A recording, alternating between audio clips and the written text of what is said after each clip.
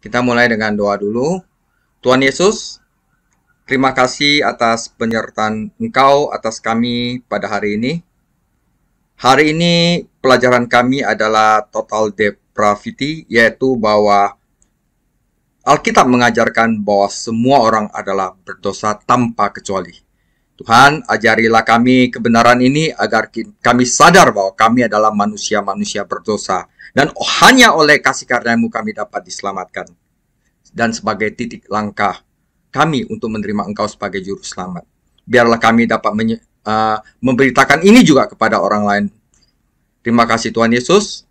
Jaga mulut bibir hamba, agar firman yang ucapkan hanya berasal dari Engkau. Lepaskanlah kami daripada yang jahat, jauhkanlah kami daripada percobaan, karena Engkaulah yang punya kuasa, kemuliaan, kerajaan sampai selama-lamanya. Amin. Saudara, hari ini kita lanjutkan pelajaran kitab Roma kita, dan hari ini adalah Roma 3 ayat 9 sampai 20. Saya beri judul Total Depravity. Ya, saudara, untuk pendahuluan, saudara, dalam pengakuan Imam Westminster, doktrin total depravity dinyatakan sebagai berikut. Manusia, karena kejatuhannya ke dalam keadaan berdosa, telah sepenuhnya, bukan sebagian saudara, sepenuhnya kehilangan semua kemampuan kehendak untuk kebaikan spiritual apapun yang menyertai keselamatan. Sehingga sebagai manusia duniawi yang sama sekali menolak kebaikan dan mati dalam dosa, tidak mampu dengan kekuatannya sendiri untuk mengubah dirinya sendiri atau mempersiapkan dirinya untuk itu. Paulus, Agustinus, Calvin sebagai titik awal mereka memiliki fakta bahwa semua umat manusia berdosa di dalam Adam, dan bahwa semua manusia tanpa alasan.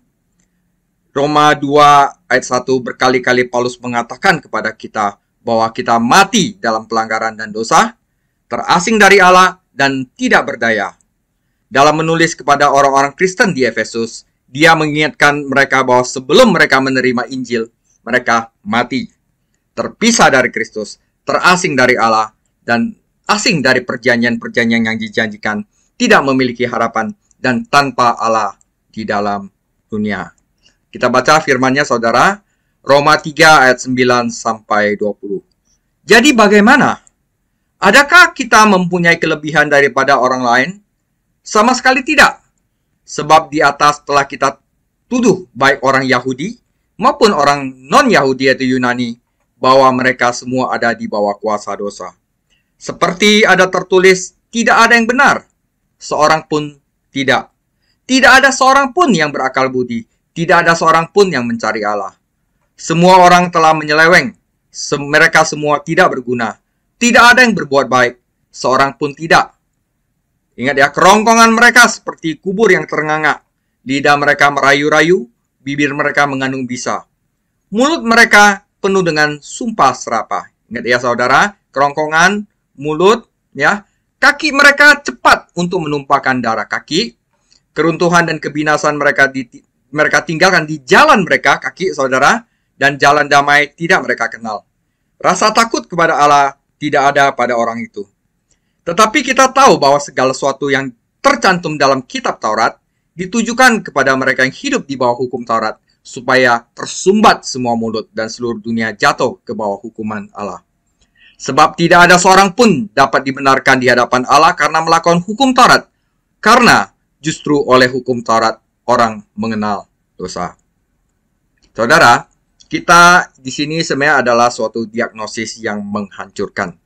Total depravity artinya kerusakan total.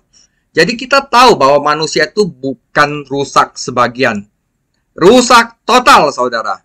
Jadi kalau nggak Tuhan yang bangkitkan itu, kita nggak bakal mencari Allah. Jadi kalau sekarang kalian masih bisa ke gereja, mengaku Yesus Kristus adalah Tuhan, itu semua bukan hasil usahamu. Itu adalah kasih karunia Allah.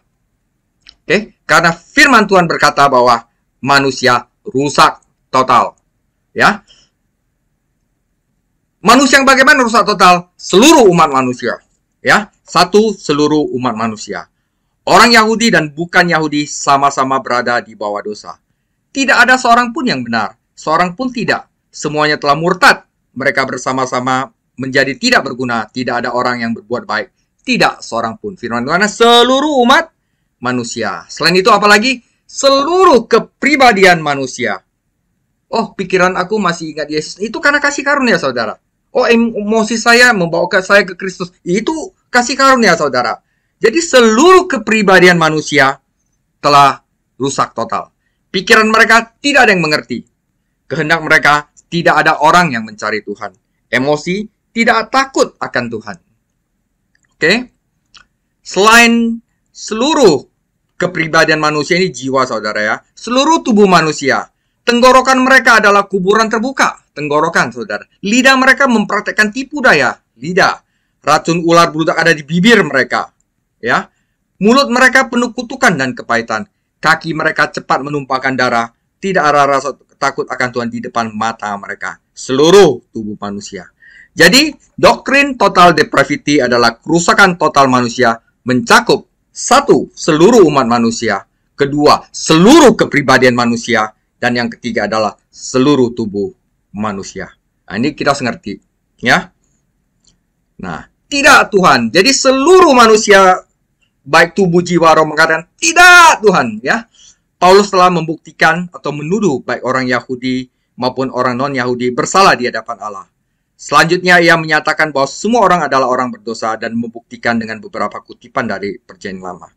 Perhatikan pengulang kata, tidak ada yang dengan sendiri yang menegaskan universalitas kesalahan manusia. Kutipan pertama adalah dari Mazmur 14 ayat 1-3. Mazmur ini dimulai dengan berkata, orang bodoh telah berkata dalam hatinya, tidak ada Tuhan.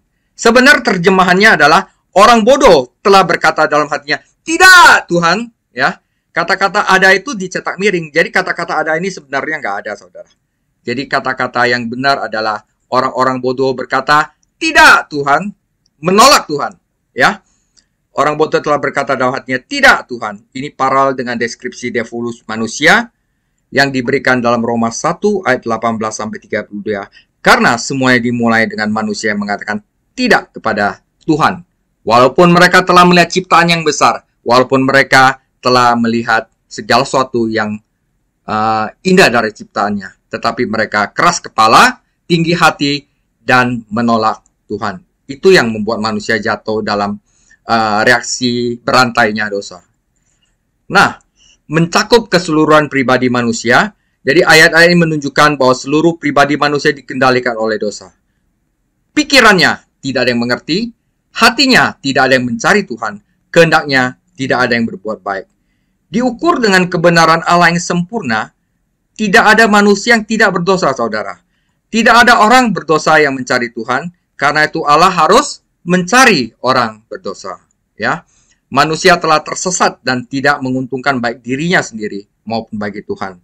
Jadi perumpamaan Tuhan kita dalam Lukas 15 menggambarkan hal ini dengan sempurna. Dalam Roma 3, 13-18 ini, Paulus memberikan pemeriksaan batin tentang orang berdosa yang terhilang dari kepala sampai kaki. Jadi satu pun, jadi kita segeri, satu pun gak ada yang beres gitu ya. Jadi ada orang bilang manusia terlahir sebagai seorang yang baik. Salah itu Tuhan, salah ya. Manusia terlahir dengan keadaan berdosa. Contohnya saudara, anak kecil gak usah diajarin bohong, dia udah bisa bohong. Bener kan? Gak usah diajarin ya. Kutipannya adalah di ayat 13 Mazmur 5 ayat 9, ayat 13 Mazmur 140 ayat 3, Mazmur 10 ayat 7, Yesaya 59 ayat 7-8, dan Mazmur 36 ayat 1. Ini kalian baca sendiri di rumah. Jadi selain mencakup keseluruhan pribadi manusia, juga mencakup keseluruhan ucapan manusia. Jadi ucapan itu bahaya, saudara. Masih ada orang yang ngomong jorok, apa itu saudara? Itu semuanya berarti belum lahir baru. Ya, karena orang-orang yang hatinya baik, dia akan mengeluarkan pembenaran yang baik. Ya, Roma 3, 13-14 menekankan ucapan manusia. Tenggorokan, lidah, bibir, dan mulut. Ya, hubungan antara kata-kata dan karakter terlihat dalam Matius 12:34. Sebab mulut yang berbicara keluar dari hati yang meluap-luap.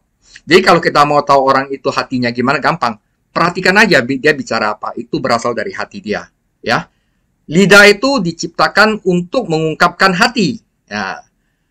Orang berdosa pada dasarnya mati secara rohani, ya mati, ya jadi nggak bisa apa-apa. Oleh karena itu, hanya kematian yang dapat keluar dari mulutnya. Mulut yang terkutuk dapat menjadi mulut yang bertobat dan mengakui bahwa Yesus adalah Tuhan adalah langkah pertama. Saya baca Matius 12 ayat 34 sampai 37. Hai kamu keturunan ular beludak, bagaimanakah kamu dapat mengucapkan hal-hal yang baik sedangkan kamu sendiri jahat? Jadi orang jahat, dia mulutnya nggak mungkin baik, saudara ya. Karena yang diucapkan mulut meluap dari hati. Ya, orang yang baik mengeluarkan hal-hal yang baik dari pembendaraan yang baik. Dan orang yang jahat mengeluarkan hal-hal yang jahat dari pembendaraan yang jahat.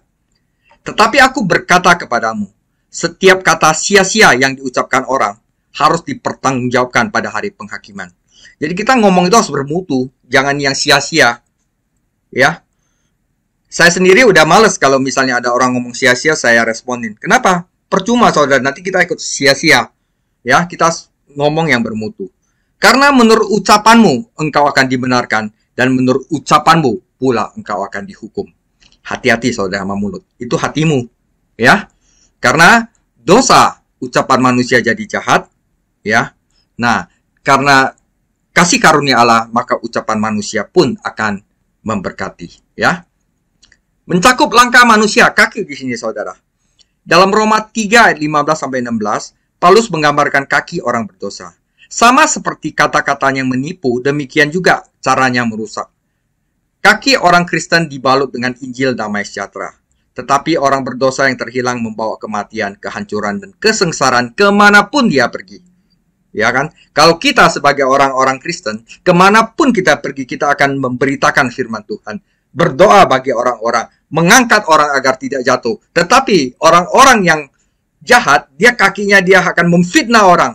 Dia akan memecah belah orang. Dan dia, orang yang jatuh dihajar lagi sampai dia nggak bisa jatuh. Itu bedanya saudara. Tragedi ini mungkin tidak segera terjadi, tetapi mereka yang datang secara tidak terelakkan. Orang yang berdosa yang terhilang berada di jalan lebar yang menuju kebinasaan. Dia perlu bertobat, mempercayai Yesus Kristus, dan menempuh jalan sempit untuk menuju kehidupan. Matius 7 ayat 13-14. Masuklah melalui pintu yang sesak itu, karena lebarlah pintu dan luaslah jalan yang menuju kebinasaan, dan banyak orang yang masuk melaluinya. Karena sesaklah pintu dan sempitlah jalan yang menuju pada kehidupan, dan sedikit orang yang mendapatinya.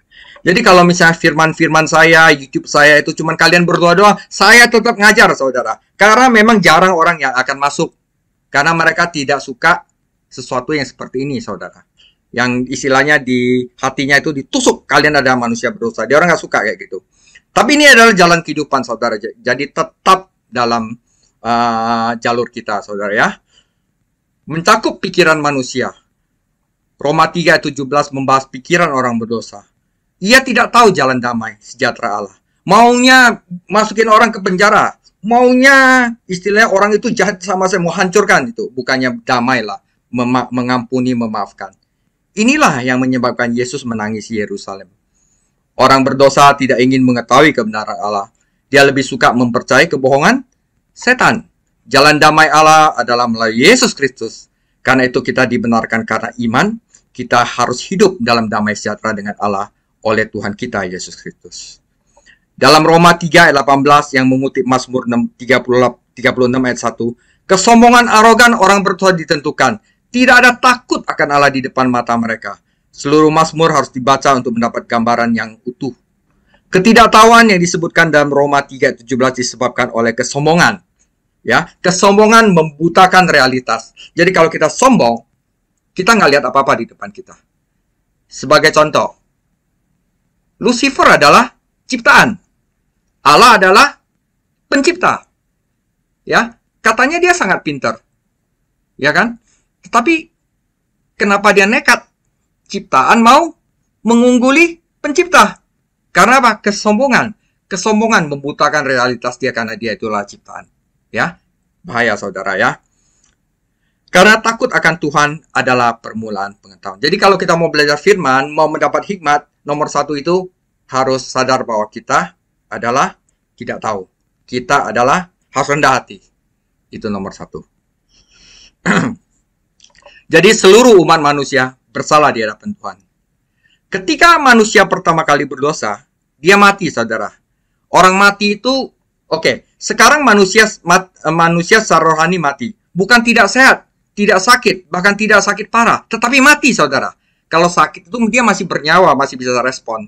Oh, saya sakit gitu. Tapi kalau mati dia mau dikasih apapun dia nggak bisa respon. Mau dikasih kayak healing movement apapun dia nggak bisa respon karena dia telah mati. Dikasih makan dia diem. Orang mati nggak butuh pemulihan. Orang mati butuh kebangkitan, saudara. Ya, jadi satu-satunya cara itu kita dibangkitkan oleh Yesus. Orang berdosa mati karena naluri manusia yang secara drastis dipengaruhi oleh dosa. Sehingga dia sama sekali tidak mampu untuk mempercayai Injil. Itu bukan karena Tuhan memberikan kekuatan untuk membuatnya tetap kuat, tetapi hanya karena sifat hati dan kehendaknya sendiri yang sangat rusak, membuatnya benar-benar buta dan tuli terhadap hal-hal Tuhan. Karena kehendak manusia tidak bisa merespon hal-hal rohani, karena itu terikat dengan sifat jahatnya, dia tidak akan pernah dan pada kenyataan tidak akan pernah memilih kebaikan Tuhan daripada keinginan daging. Jika ada bagian dari proses perubahan itu diserahkan kepada manusia dengan kehendak alaminya, dia akan menjadi tidak bertobat. Istilahnya apa? Kalau Tuhan Yesus tidak turun tangan untuk membangkitkan dia, dia terhilang. Oke, jadi semuanya bukan karena usaha manusia, tetapi karena pemberian Allah. Oke, ayat pendukung total depravati. Kejadian 6 ayat 5, ketika dilihat Tuhan bahwa kejahatan manusia besar di bumi, dan bahwa segala kecenderungan hatinya selalu membuahkan kejahatan semata-mata. Ayub 15 ayat 15, sesungguhnya para sucinya tidak dipercayainya, seluruh langit pun tidak bersih dari pandangannya, lebih-lebih orang yang keji dan bejat yang menghirup kecurangan seperti air. Mazmur 14 ayat 2-4, Tuhan memandang ke bawah dari surga kepada anak-anak manusia untuk melihat apakah ada yang berakal budi dan mencari Allah. Mereka semua telah menyeleweng, semuanya telah bejat, tidak ada yang baik, seorang pun tidak. Tidak sadarkah bahwa semua orang yang kejahatan yang memakan habis umatku, seperti memakan roti dan yang tidak berseru kepada Tuhan. Mazmur 51 ayat 5, sesungguhnya dalam kesalahan aku diperanakan, dalam dosa aku dikandung ibuku. Mazmur 58 ayat 3, sejak lahir orang-orang fasik telah menyimpang, sejak dari kandungan pendusta-pendusta telah sesat. Pengkhotbah 8 ayat 11, oleh karena hukuman terhadap perbuatan jahat tidak segera dilaksanakan, maka hati manusia penuh niat untuk berbuat jahat. Yesaya 64 ayat 6-7, demikianlah kami sekalian seperti seorang najis dan segala kesalahan kami seperti kain kotor. Kami sekalian menjadi layu seperti daun dan kami lenyap oleh kejahatan kami seperti daun dilenyapkan oleh angin. Tidak ada yang memanggil namamu atau yang bangkit untuk berpegang kepadamu, sebab engkau menyembunyikan wajahmu terhadap kami dan menyerahkan kami dalam kekuasaan dosa kami. Yeremia 13:23, dapatkah orang Ethiopia mengganti kulitnya atau macan tutul mengubah belangnya? Masakan kamu dapat berbuat baik, hai orang-orang membiasakan diri berbuat jahat? Yeremia 17:9, betapa liciknya hati, lebih licik daripada segala sesuatu. Hatinya yang sudah membatu, siapakah yang dapat mengetahuinya? Ayub 14 ayat 4, siapakah yang dapat mendatangkan yang tahir dari yang najis? Seorang pun tidak. Yohanes 6 ayat 44, tidak ada seorang pun yang dapat datang kepadaku jikalau ia tidak ditarik oleh Bapakku yang mengutus aku, dan ia akan kubangkitkan pada akhir zaman. Yohanes 6 ayat 65, lalu ia berkata, sebab itu telah kukatakan kepadamu, tidak ada seorang pun yang dapat datang kepadaku kalau Bapa tidak mengaruniakan kepadanya. Yohanes 8 ayat 47, barang siapa berasal dari Allah, ia mendengarkan firman Allah. Itu sebabnya kamu tidak mendengarkannya, karena kamu tidak berasal dari Allah. Roma 3 ayat 10-12 yang tadi, seperti ada tertulis, tidak ada yang benar, seorang pun tidak. Tidak ada seorang pun yang berakal budi, tidak ada seorang pun yang mencari Allah. Semua orang telah menyeleweng, mereka semua tidak berguna, tidak ada yang berbuat baik, seorang pun tidak. Roma 8 ayat 7-8, sebab keinginan daging adalah perseteruan terhadap Allah, karena ia tidak takluk kepada hukum Allah. Hal itu memang tidak mungkin baginya. Mereka yang hidup dalam daging tidak mungkin berkenan ke dalam Allah. Roma 11 ayat 7. Jadi bagaimana Israel tidak memperoleh apa yang dikejarnya, tetapi orang-orang yang terpilih telah memperolehnya, dan orang-orang lain yang tegar hatinya. Sebab ada tertulis, Allah membuat mereka tidur nyenyak, memberikan mata untuk tidak melihat, telinga untuk tidak mendengar, sampai hari ini. 1 Korintus 1 ayat 18, sebab pemberitaan tentang salib memang kebodohan bagi mereka yang akan binasa. Tetapi bagi kita yang diselamatkan, pemberitaan itu adalah kekuatan Allah. 1 Korintus 2 ayat 14. Tetapi manusia duniawi tidak dapat menerima apa yang berasal dari Roh Allah, karena hal ini baginya adalah suatu kebodohan, dan ia tidak dapat memahaminya, sebab hal itu hanya dapat dinilai secara rohani. 1 Korintus 12 ayat 3. Karena itu aku meyakinkan kamu bahwa tidak ada seorang pun yang berkata-kata oleh Roh Allah yang dapat berkata, terkutuklah Yesus. Efesus 2 ayat 1. Kamu dulu sudah mati karena pelanggaran-pelanggaran dan dosa-dosamu. Kamu hidup di dalamnya karena kamu mengikuti jalan dunia ini. Karena kamu menaati penguasa kerajaan angkasa, yaitu roh yang sekarang bekerja di antara orang durhaka. Kolose 2 ayat 13. Kamu juga meskipun dahulu mati oleh pelanggaranmu dan oleh karena kamu tidak disunat secara lahiriah, telah dihidupkan Allah bersama-sama dengan Dia sesudah Ia mengampuni segala pelanggaran kita. Titus 1 ayat 15-16. Bagi orang suci, semuanya suci. Tetapi bagi orang najis dan bagi orang tidak beriman, suatu pun tidak ada yang suci. Karena baik akal maupun suara hati mereka najis. Mereka mengaku mengenal Allah, tetapi dengan perbuatan mereka menyangkal Dia. Mereka keji dan durhaka dan tidak sanggup berbuat sesuatu yang baik. Oke, jadi kesimpulannya saudara, manusia itu harus tahu bahwa mereka berdosa. Kata karena itu dalam Roma 3:20 mengandung arti karena dan memberikan alasan mengapa seluruh dunia bersalah. Tidak ada daging yang dapat menaati hukum Tuhan dan dibenarkan di hadapannya. Memang benar bahwa pelaku hukum akan dibenarkan, tetapi tidak ada seorang pun dapat melakukan apa yang dituntut oleh hukum. Ketidakmampuan ini adalah salah satu cara agar orang tahu bahwa mereka adalah orang berdosa. Ketika mereka mencoba untuk mematuhi hukum, mereka pasti gagal total dan perlu berteriak memohon belas kasihan Tuhan. Jadi baik orang Yahudi maupun non-Yahudi tidak dapat mematuhi hukum Tuhan. Oleh karena itu Allah harus menyelamatkan orang berdosa dengan cara lain, yaitu dengan Tuhan Yesus. Penjelasan tentang sarana yang dengannya orang-orang dapat diselamatkan akan dibahas next video, Justification by Faith, saudara. Nanti video berikutnya judulnya adalah pembenaran oleh iman, doktrin pertama dari Roma, saudara ya. Kesimpulan saudara, jadi hari ini singkat tapi penting. Tujuannya apa? Anda harus mengaku orang berdosa. Itu dong. Itu adalah langkah awal kita mendapat pencerahan, mendapat kasih karunia, ya. Cara terbaik untuk menutup bagian ini adalah melakukan pertanyaan sederhana. Apakah mulut Anda tidak pernah disumpal? Atau Anda tidak pernah mengaku bahwa Anda tidak berdosa? Apakah Anda menyombongkan diri Anda sendiri dan membela diri di hadapan Tuhan? Saudara, jika jawaban Anda ya, dengan demikian, mungkin Anda belum pernah diselamatkan oleh kasih karunia Tuhan Yesus. Hanya ketika kita berdiri diam di hadapannya sebagai orang berdosa, Dia dapat menyelamatkan kita. Ya, selama kita membela diri dan memuji diri sendiri, kita tidak dapat diselamatkan oleh kasih karunia Tuhan. Seluruh dunia bersalah di hadapan Tuhan. Dan itu termasuk Anda dan saya. Jadi langkah pertama adalah menerima pengobatan dari Tuhan Yesus. Ya, Tuhan Yesus katakan gini. Matius 9 ayat 12. Yesus mendengarnya dan berkata, bukan orang sehat yang memerlukan tabib, tetapi orang sakit. Jadi pergilah dan pelajari arti firman ini. Yang ku kehendaki ialah belas kasihan, bukan persembahan. Karena aku datang bukan untuk memanggil orang benar, melainkan orang berdosa.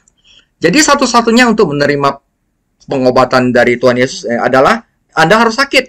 Kalau enggak, bagaimana ke tabib? Dengan mengaku Anda sakit. Itu langkah pertama, saudara.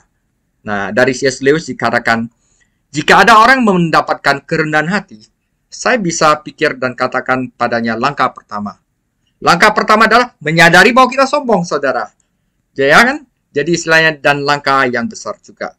Setidaknya tidak ada apapun yang dapat dilakukan sebelum itu.